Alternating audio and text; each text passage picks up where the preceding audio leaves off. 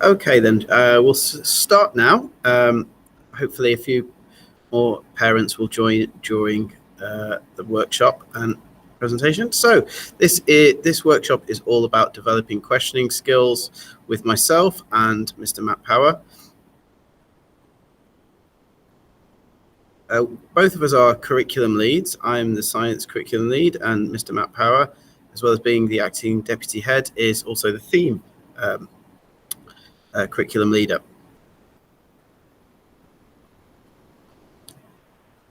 Just a quick bit of housekeeping. So what to do if the Wi-Fi disconnects, we'll close the meet and attempt to rejoin. Equally, you can keep on rejoining if for some reason yours drops out. If there's sound issues, I think everyone can hear me okay. If you can't hear me for any reason, please raise your hand. And if you have any questions, we'll have a bit of a Q&A towards the end of the presentation. And if you've got any questions about anything that either of us mentioned, please do raise your hand and we'll address whatever questions you have as and when.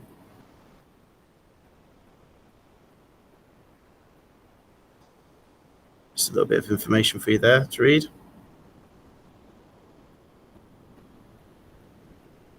And here are the ANS guiding statements.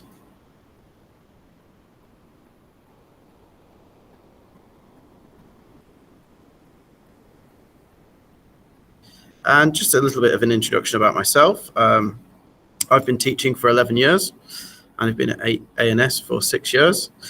Mostly taught between the ages of 5 and 11. My current position is a Year 6 teacher and also the science lead and an eco leader as part of the Eco Warriors and Eco Schools. And two of my main interests to do with science are biology and zoology. And these are just some of the things I'm quite into. I'm into botany. I like cycling. I'm quite a keen scuba diver as well. Okay, so talking about questioning skills. So we're going to focus mainly on what we do in school a little bit, and then how you can supplement your children's learning through questioning at home. So two techniques that we commonly use in a classroom. We use a question matrix, which I'll go into a bit more detail.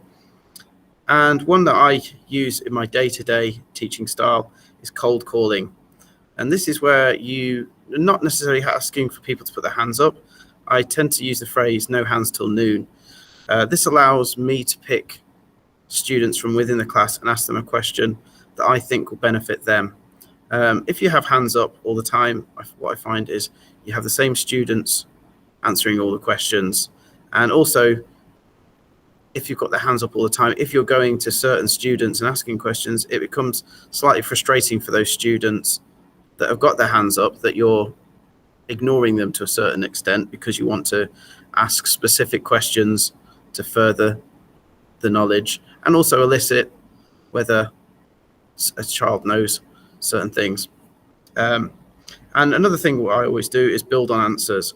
So if someone answers a question and it's right, but there is room for a more expressive answer with more add-ons to that question, whether it's in maths or literacy or even in science, I can quite often say to another student, so what do you think about this person's answer? Can you build upon their answer and give us a little bit more detail? So these are three things that I use in my day-to-day, and I imagine most teachers do in their classroom. And we always use a question matrix. Whenever you're asking questions, they can always fit within a matrix. And the question matrix, as you can see there, you've got arrows. The arrows go from lower to higher. So what do you think the lower and higher arrows mean?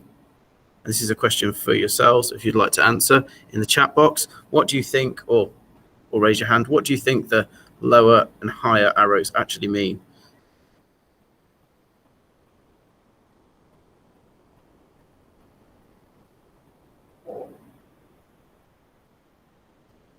As we work from the lower area, questions that start with what, and where and is and did. These are lower order questions. As we move towards higher order questions, we're asking why and how certain things work.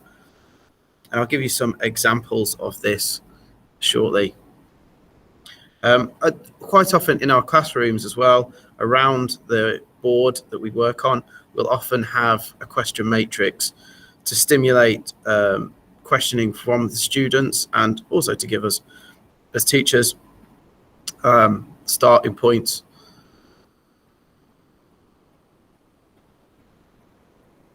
So enriching our students' questioning skills and their knowledge, especially in science, outside of school.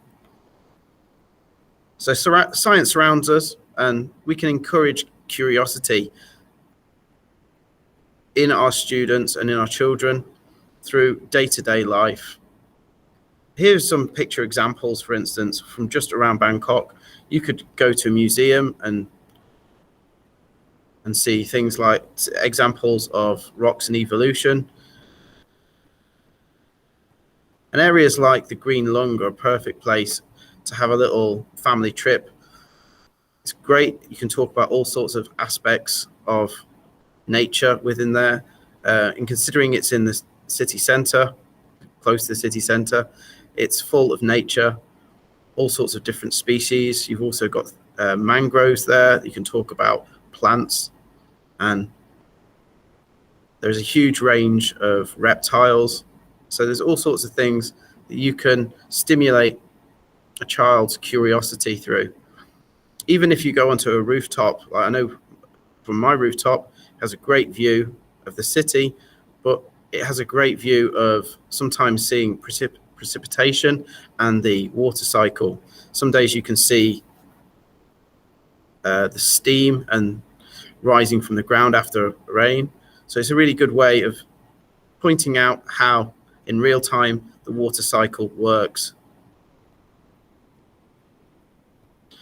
And here's the selection of pictures. These are from day-to-day life. In science, we have a range of topics, not just broken down into biology, physics, and chemistry. We break it down further into things like sound, light, animals, including humans, and plants and living things, electricity, states of matter, space, forces, and rocks and evolution. Looking at these pictures, have a think about what these pictures might represent within these topics.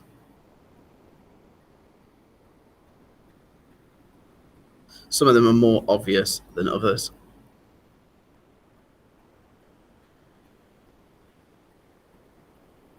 So a good example is this very common bird you'll see around Bangkok. This is the olive sunbird, very common sight around Bangkok. And it's a really good talking point when you speak to students or your children about the big payoff between pollination and germination of a plant. They get the nectar from the plant that they pollinate. And quite often what you find as well, I must admit, I've heard friends say to me before, why do you think, they say that they think they've seen a hummingbird, and it's not actually a hummingbird or related to hummingbirds, because hummingbirds only live in the Americas. And the question you could ask them is, how do you think they're adapted to eating nectar? And you could talk about how the shape of their beak is completely surrounded by how they get the nectar. Walking around as well, looking at plants, you can often see the seed casings. This is a really good way of taking seed casings and talking about how seeds are dispersed. Even things like the avocado. Avocados would have become extinct if it wasn't for humans cultivating them, because the animals that used to distribute their seeds have all died off. Another great example is things like desserts. As strange as they are, when you're at a restaurant, you could talk about states of matter and the state change, even within this creme brulee. The creme starts as a liquid and finishes up as like a solid jelly as it's cooled. The sugar starts as a solid, and as heat is applied, becomes a liquid, and then as it cools, it solidifies again.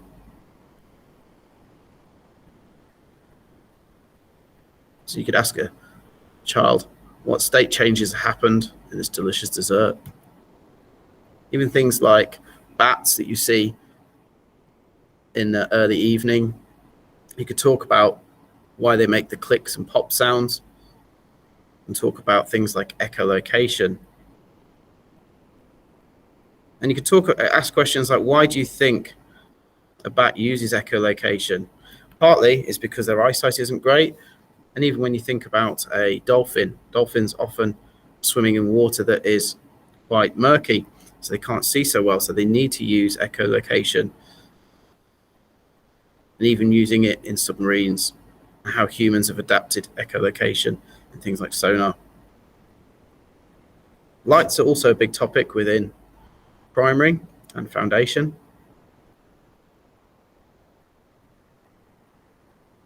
Even things like a tie shadow puppets. You can talk about different things like how's the shadow created using opaque objects. Some objects are translucent, letting a little bit of light through. You could use things like water and how a glass of water, talk about refraction. Even when you go on holiday and I've seen it before, when you quite often see what they call squid boats, and you'll often see the green light shining off the side.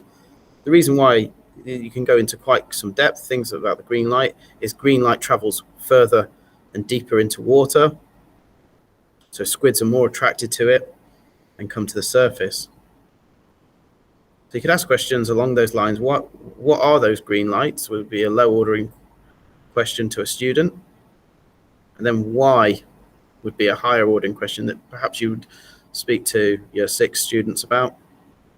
And even when you go scuba diving, you can see firsthand that red, the color red isn't really as well seen, isn't as visible the deeper you go.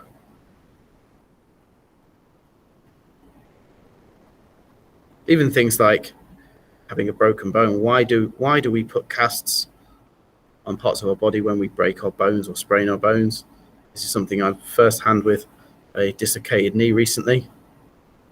And you can talk about things like exoskeletons, on why do insects have exoskeletons rather than internal skeletons and bones. Animals, including humans, is one of the vastest, one of the largest of the topics that we touch on in science in primary. So there's all sorts of different aspects. And animals, including humans, often has things like the autonomy of humans, so the digestive system, nervous system.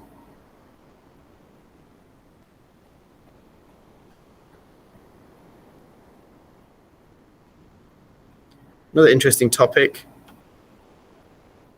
and something that students quite often can't comprehend earlier on, but it's something that we can talk about quite a lot, is why does Thailand not have the same seasons as the UK? Things like autumn and winter aren't quite the same. We can talk about the fact that Thailand is closer to the equator. It's a tropical country. This can cover all sorts of things like deciduous forests.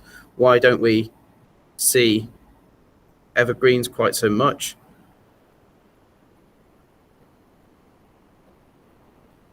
And why does a year last 360 days, 65 days? And talk about how long it takes for the Earth to travel around the sun. And why do we get an extra day for a leap year? We can talk about it doesn't quite fit into 365 days, so we have to add it on every 4 years.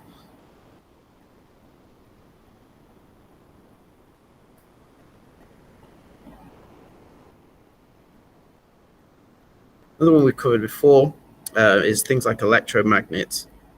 Magnets is a very small topic within primary, but we can talk about how things like bullet trains work and how electromagnets create levitation. Now humans have adapted magnets.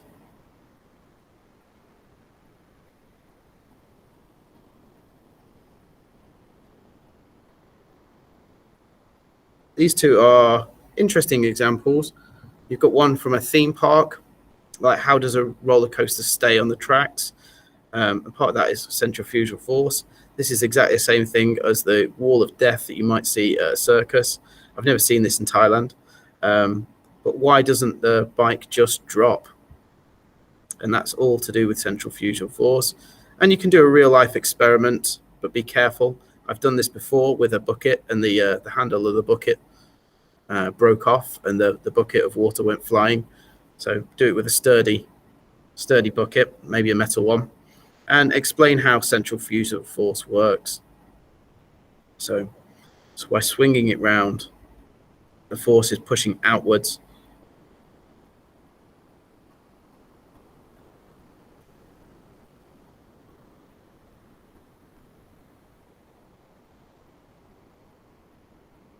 And you can do things like buoyancy. These are things that you could do in swimming pools, and test buoyancy at home.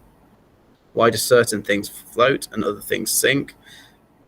And even talk about how humans are buoyant.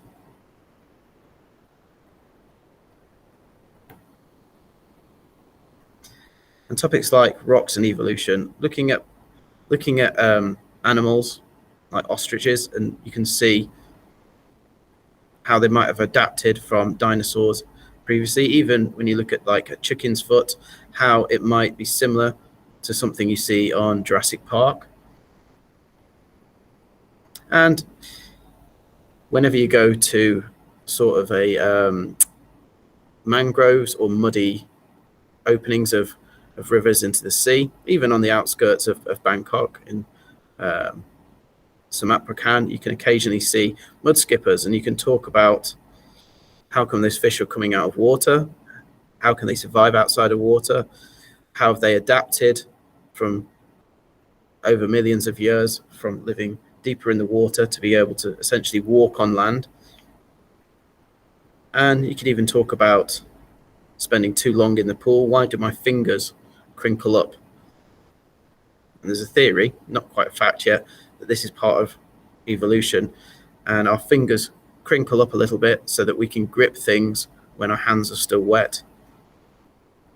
Here's a little joke I like to tell, what we call a dad joke to my students. What do you call a dinosaur from northeast Thailand? Isanosaurus. And this is actually a real dinosaur that was found in the area of Isan. Isanosaurus means northeast Thailand lizard. And I remember seeing this when I was up in Khon Kaen. And even to things to do with electricity. Electricity is taught in year 4 and year 6, and also in DT. And you can talk about, and this is something everyone sees day to day, is the cables around the street, and why Thailand is slowly moving to putting cables underground, and why they're putting it underground. What are the benefits of cables being underground as opposed to overground? And this was a hot topic that we did within the Eco Warriors a while ago, talking about renewable energy. And this can be something that's a nice little debate. It's to do with hydropower. Is it a good idea to use dams for hydropower? Is it clean energy, or is there a negative side to damming? In the case of Mekong, it was quite negative in the sense of the distribution of certain species are harmed because of the damming further upstream. So these are just some of the various types of questions that you can stimulate your children's learning with in day-to-day life. Using that matrix from questions such as like what all the way to higher order ones to why, and get them thinking about why certain things work the way that they do. Okay, I'm going to pass you now to Mr. Matthew Power. Thank you very much, Mr. Hemmings. If you wouldn't mind just clicking along when I stop talking, basically, thank you. So I'm going to be talking not just about theme, but kind of questioning in general, because the skills that can be applied in questioning relate to all areas of the curriculum, essentially. There's those same questioning skills. So one thing that we're really trying to address in theme and across the school is the idea that we are not here simply to teach knowledge. Theme is not the accumulation of knowledge of a particular historical era and then we just stop and move on. It's about skills, it's about action, it's about doing something with that knowledge. And that's something we're trying to embed within the school. So children really understand that there is a purpose.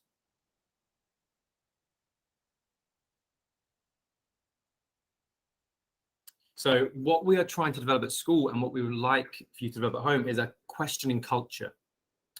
So we want to kind of break down the idea of being right is the end of the learning. Finding the right answer is the end of the learning process. I've been asked a question by a teacher. I find out the answer. The teacher tells me it's right. That's it. I move on to the next thing. We really want to embed that attitude of, what if? Keep going with the questioning. Keep searching for deeper meaning, going deeper and deeper. I'll talk in a minute about the idea of deep questions.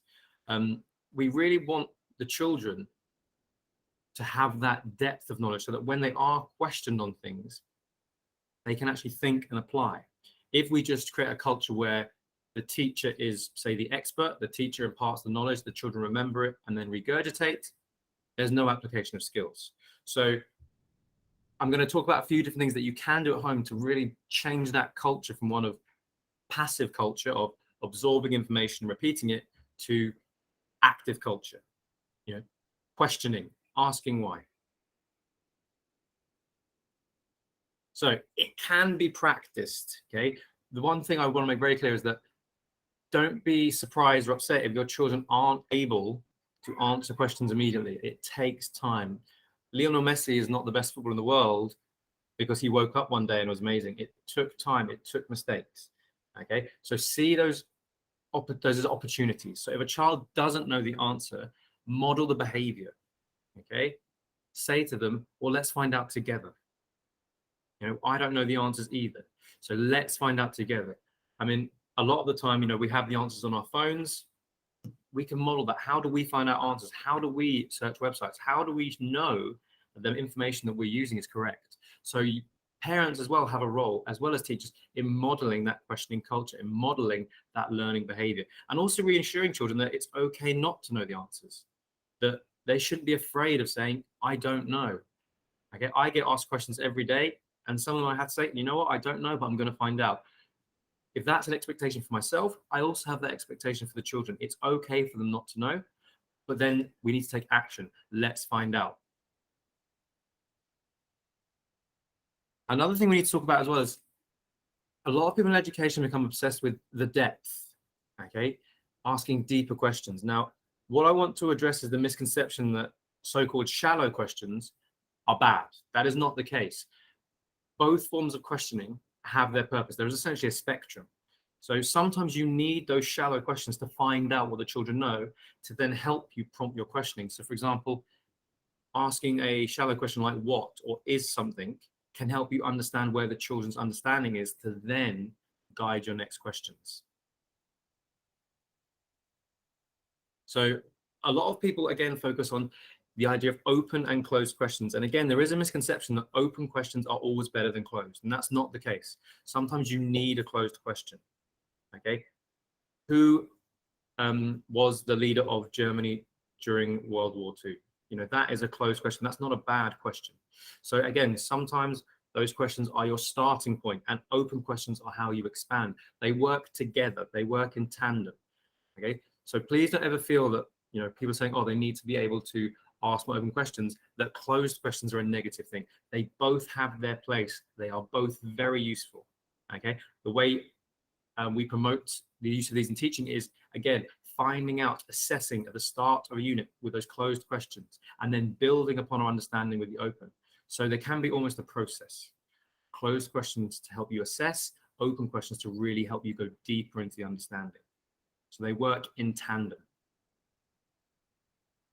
So this slide essentially just summarize that. So for example, if we go back, Mr. Hemming, sorry. The example I've given, so do you know why the Egyptians mummified their dead? If the answer is yes, you can go into detail of, well, tell me more about it. What was the most interesting part? If they answer no, I'm not sure, then you've assessed that, okay, they don't know. I need to help them. What was most difficult? Is there something you could do? Talk about the learning process itself. Maybe they've studied Egypt, but they cannot remember the key details. Okay, well, what could you do to help you remember instead of me just telling you? Maybe they might suggest keeping a fact finder. Maybe they might suggest keeping a visual guide. You know, put the responsibility on the child. What can you do to help you remember instead of me solving the problems for you? Make them active learners. Okay, because an active learner will have so many more skills than a passive learner who waits for things to happen to them. And one of the ways we can model at home, I've already kind of referenced this, is questioning sources. So we do this in school, but again, you can do this at home. We are getting more and more of our media content, our news content online. Study of US adults found that 86% of adults in America get their news from online sources, where, for example, newspapers down at 32%. And the problem we have here, obviously, is that online, it's very easy to create false information, misinformation. So we need to equip the children with tools that they can use to identify. Okay, for example, when I do a Google search, at the top, there are searches with ads next to them. You know, do we trust those? Why are people paying to have their searches on top? Ask those kind of questions. Do you only look at one website or do you check 3? If you're using Wikipedia, are there any issues with Wikipedia? So we want to create, again, not passiveness who just find one piece of information and accept it. Question the sources themselves. A great resource for that, and there's many online, but one that I've used in the past is a website that was made deliberately to promote the idea of questioning misinformation. So this is a website. It looks, professional. It looks organized, but it's actually about a completely made-up animal, the Pacific Northwest tree octopus. And this is often used in schools to show children how they do need to question, how things can look very persuasive, but not be true. So we will put this presentation up on either the blog, or you can check the Google Meet event, and the presentation will be in there. So if you want to look at this link, or even just type in Pacific Northwest tree octopus in Google, and you will find this website. This is a great way to kind of introduce the idea to children in terms of, well, okay, this website looks good, but is it real? A tree octopus? Get them questioning. It's too ridiculous to be true. It probably isn't true. So again, it's all about exposing the children to these opportunities to learn, to question, not to just accept and regurgitate. Another really good question you can ask that promotes that deeper thinking that I've talked about earlier is asking about audience. When a teacher asks a child, did you enjoy this book? That's a closed question, yes or no. If a teacher then asks, well, why? They're going a bit deeper. But that's still limited to themselves, their own perspective. Whereas asking about audience forces children to think beyond themselves. Who is the audience of this book? If you didn't like it, who is the audience? Because then the child has to question, okay, this book is a fantasy book. It's got lots of action. It's got a twist ending. Who would enjoy that? Which group of people? And it gets them thinking beyond their own experience to other people's experiences, building empathy. So asking about audience, but not just for books, for anything. For example, in year 5, they're doing a water filter project. When I went into that class, I asked straight away, who is this product for? Who are you making it for? Always ask that question. Who is the audience? You can ask it outside. You see an advert. Who is the audience for that? You see a TV show. Did you like it? No. Well, who is it for?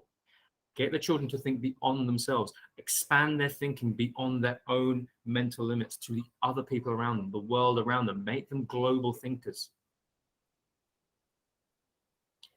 Another system, again, for expanding thinking is an idea known as the devil's advocate. This is a very popular debating strategy.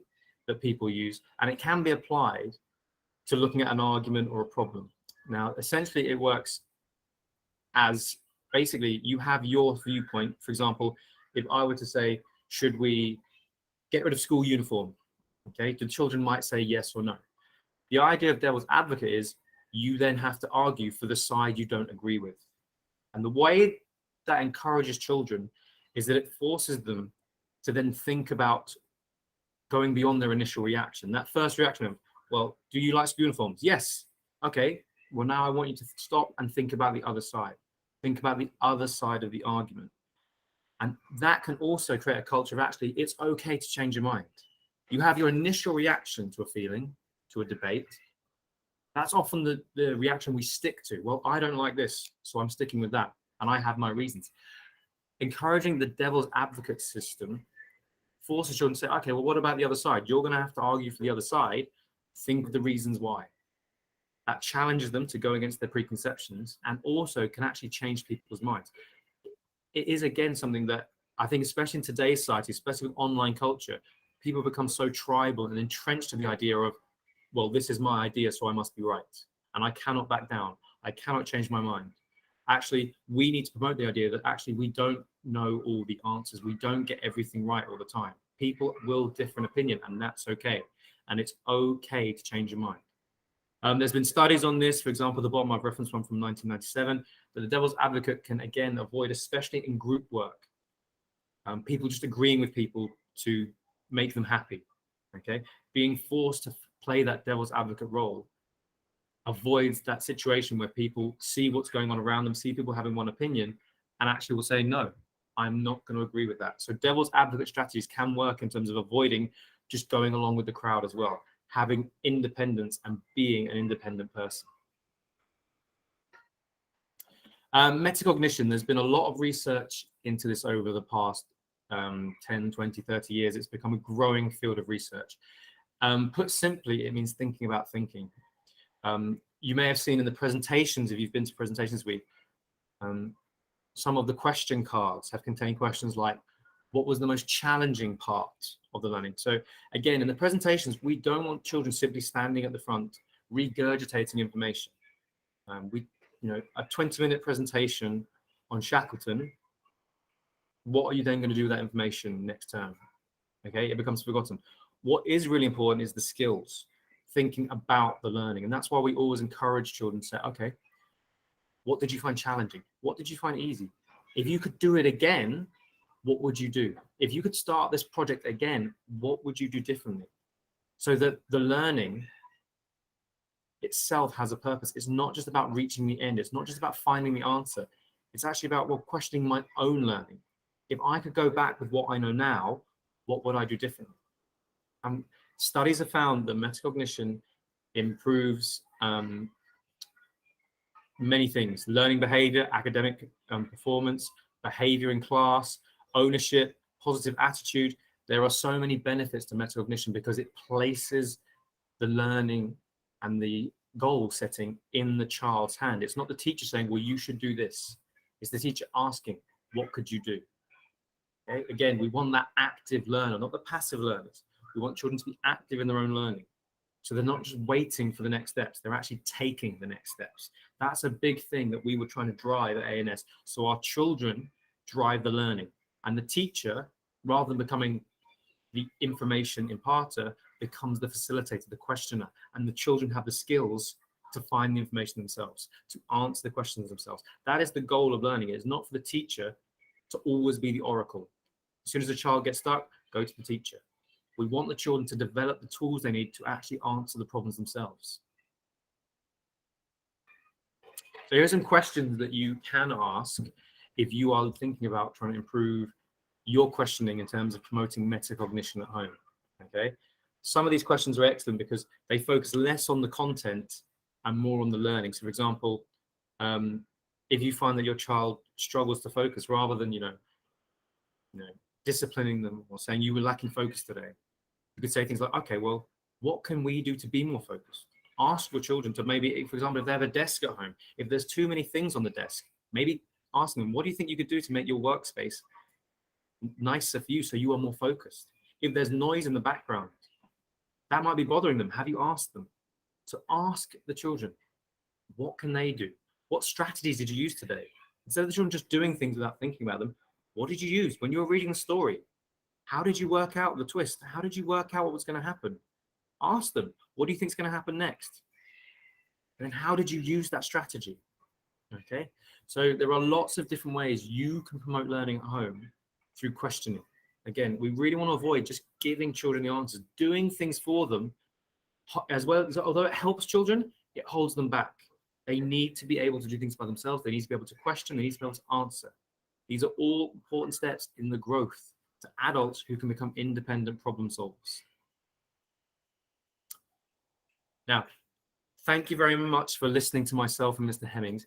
If you've got any questions about questioning in the school, questioning in theme or science, please either raise your hand or put it in the chat. I know sometimes it can be a bit daunting speaking in front of an audience, so please feel free to use the chat if you wish to. And myself and Mr. Hemmings will stay here if you would like to ask any questions, and stay around because there might be some questions that you would like to see answered.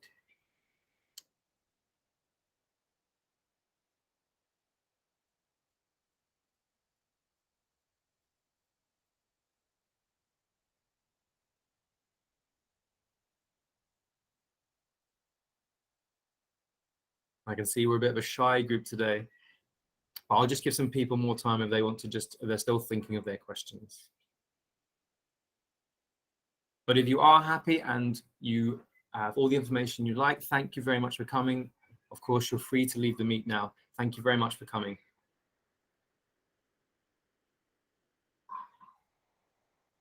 Thank you. Thank you very much. Copy out.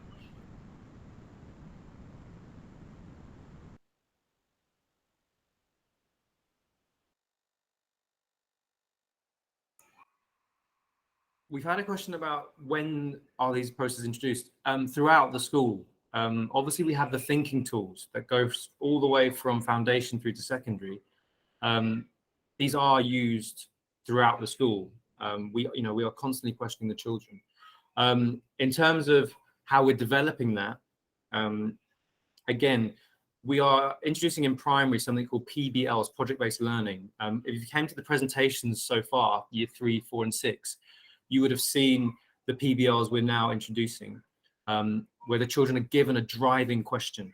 And again, it's not about the teacher saying we are doing Egyptians and just going through different bits of knowledge. There is a question now. So for example, the year 6 questions related to World War II about creating communities or about major events in World War II. And the children then have to go and find out. So PBLs are used in foundation and primary. So children are being given regularly these questions, but we are trying to share that with parents so that they can be repeated at home. Obviously, the questions are at different levels of depth. For example, a reception driving question might not be as complex as a year 6 driving question. To give you an example, the reception PBL last term, they were looking at people who help us. So they were asked to create a character related to Paw Patrol of someone who helps in our community. Whereas the community work in year 6 was about how do people build a community during World War II. So these questions are used, but it's about different levels of depth. The metacognition, though, as well, again, that's used throughout the school. You'll see it in books. You'll see reflective questions after the work. The teachers might ask, for example, what part of this piece did you find the most challenging? So when you see the books at the end of the year, you'll see all these reflective questions in the books, promoting that metacognition. But again, we're happy to share that with parents because it's really important that these habits are modeled both in school and at home. I hope that's answered your question. I don't know, Mr. Hemmings wants to jump in with anything as well on top of that. Thank you very much. Can I ask, so do you mean both Thai and overseas teachers are well trained about questioning things like this throughout the school? Yes, they have. Both sides receive thinking tool training. It's done with all new staff, not just overseas. So the thinking tools are adopted throughout the school. So promotion of that questioning 100%. At the moment, PBLs are only running in overseas, but the plan is to take those skills and apply them to the Thai side as well. So at the moment, project-based learning is only happening overseas, but the same fundamental skills are used on the Thai side. But the thinking tools are used throughout every single part of the school, Thai and overseas. Thank you very much. This is very useful.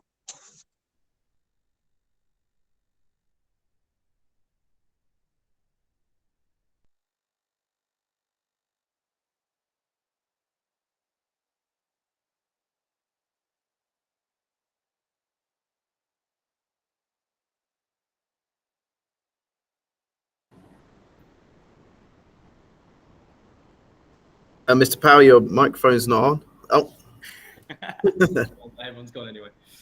Right, I think we're done. Yeah. Let me just stop recording. Yep. Thanks for that, Ollie. Nice one. It's good. Bye.